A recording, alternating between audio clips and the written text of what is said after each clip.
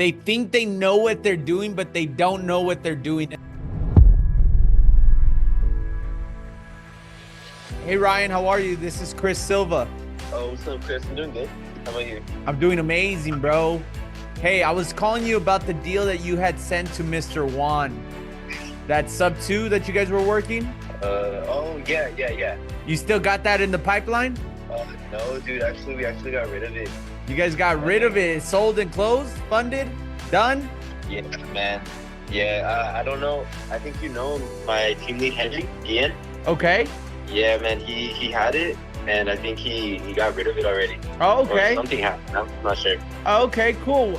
So is it for sure he got rid of it, or he just kind of said that, or you don't know exactly what happened with it? I just kind of overheard what was happening. You know, it sounded like he got it sold already. So that's just kind of what I'm going off of. Oh, okay. Cool, bro. What else you got? You got anything in the pipeline? You got any sellers right now? I mean, yeah, but it's for like on market deals, you know? Yeah, what do you have on market right now? So I have this east side property. We're actually under contract, and then Is it a solid contract? yeah, we're set to close hopefully this week. Congratulations, bro. You excited? I am, man. I am. Thank you. Hell yeah, bro. That's awesome. Congratulations. Thank you. What else you Yeah, got? just working, keep finding some more deals, you know? Yeah, I just for had sure, those, man. that one, and then another off market one that I had. That you had or you have? Had. So What happened with that one? Actually, we're still in contract, but we're gonna close here soon. So Okay. Close too. Well, you have a buyer for that one already? Yeah, we did. Okay, cool, man. What else you got coming up? You have anything coming up, or you have anything that kind of in the past maybe that you tried to list and you weren't able to get it? Yeah, definitely people in the past that kind of like changed their mind, you know. And then I have a couple appointments coming up. Nice, man. That's awesome. It sounds like you're hustling. How's your year been? Yeah, I'm sorry. How's the year been for you? It's going pretty good so far. Nice. Just in the office every day, you know, trying to hustle. Nice. That's good, bro. That's good. How long have you been an agent for? Full time for about let's say like maybe 4 or 5 months. Okay, what did you do before? Before I was a server Where'd you serve at?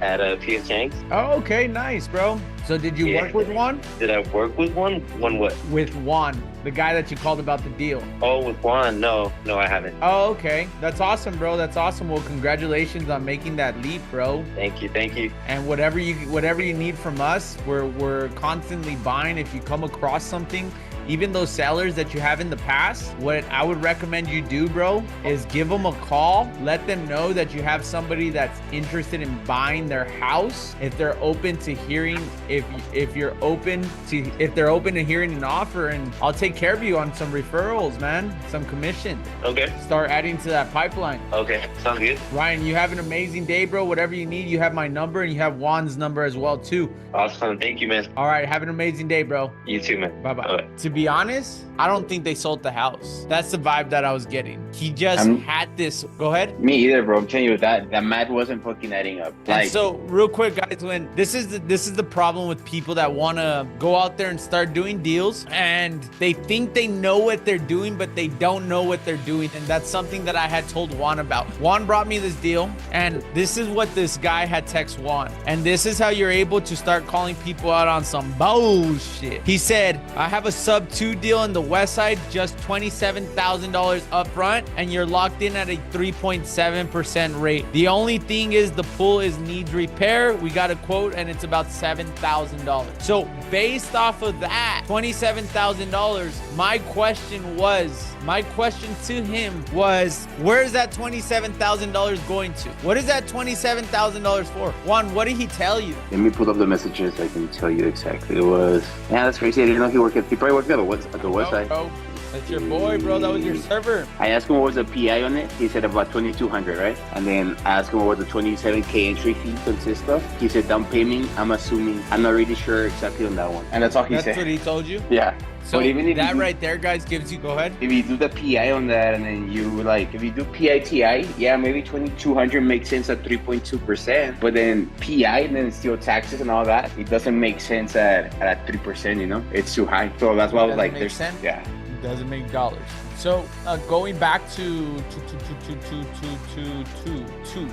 going back to this deal and stuff like that, guys, when you're talking to people, when you're talking to a realtor, when you're talking to an agent, when you're talking to a wholesaler, when you're talking to somebody, especially when it comes to the creative world. And for me, guys, like that's my specialty, creative finance, like structuring deals. I'm able to see this right off the bat. I'm able to ask the right questions, and that's the message I try to deliver to you guys. And when somebody goes out there and tries to do a deal that's creative, and I know there's something there, like it's just transparency is key. If you want to make 10 grand, cool. If you want to make 20 grand, cool. If you want to make 25 grand, cool. But just be straight up about it and like, let's figure this out. Because what I'm going to do is I am the creative finance master. I'm going to turn around. I'm going to try to sell or finance that. I'm going to turn around and try to structure it where it makes sense for both of us. And that's the thing about creative finance, guys. It allows you to go out there, and I guarantee you can buy any deal. As long as the number makes sense, it makes dollars. So let's go to the next. The next thing is Bobby. Yesterday, what's up? What happened? Talk to me. Talking about San Antonio? Yeah. Wait, hold on. Did we finish talking about the Houston one yesterday? We did, right? Yes. Okay, San Antonio. Yeah. What happened? So I'm still on the hunt looking for a property out there, right? And I came across a good one, a really good one. 2.79 interest rate and not that much equity, but 2.79%. I reached out, I skip traced the property. It's been on the market for 50 something days, which is kind of interesting because after I was able to reach out to the agent, I ended up having to reach out to the agent. I skip traced it with the seller. There was nothing happening there. So I reached out to the agent hoping he was a unicorn, and he called me back. He didn't answer, left multiple voicemails, triple tap, maybe in a meeting or whatever. Called me back, had a wall up at first. And you know, I got to be really strategic on how I talk to agents, right? Because you just never know. You say the wrong word, turns them off, and the shield is just up. So I'm talking to this agent, I'm talking to him, I'm trying to build some, rapport, and I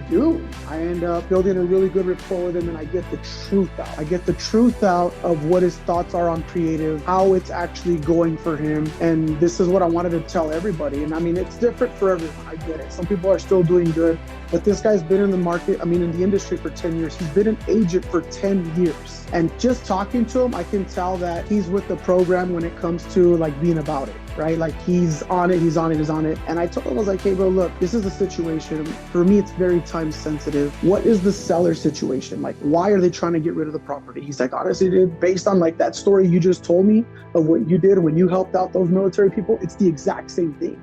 She just moved. The property's actually vacant. I know it says owner occupied, but she just moved. I'm like, when? He's like, in the beginning of February. I was like, oh. So now she's no longer gonna get BAH and she's gonna start bleeding. I was like, okay. I'm like, so then why wouldn't she want to do sub 2? She's like, because she's afraid of her being attached to the property. I was like, but she's not. I'm like, I know there's risk. There's risk if we don't pay it, but she's protected by it. Right now, let me ask you this though. And I told him, do you think this property is gonna sell? He said, hell no. I was like, what have you been seeing out there? I know that for my friends out here, it's slowed down. He's like, bro, slowed down is an understatement. I'm over here Googling different creative ways on how, like, I'm literally just looking up ways to do things. And I mean, it could be his, his circle, his environment, who it is that he's surrounding himself with, and maybe why he's not seeing that much success. But I don't think that's coincidence. I think that's just reality. So he gave me the option of a loan assumption. So I told him, educate me on loan assumption. He's like, so I know that you're after the interest rate. I said, of course I'm after the interest rate. Who wouldn't want a 2.79? Who would want to go take out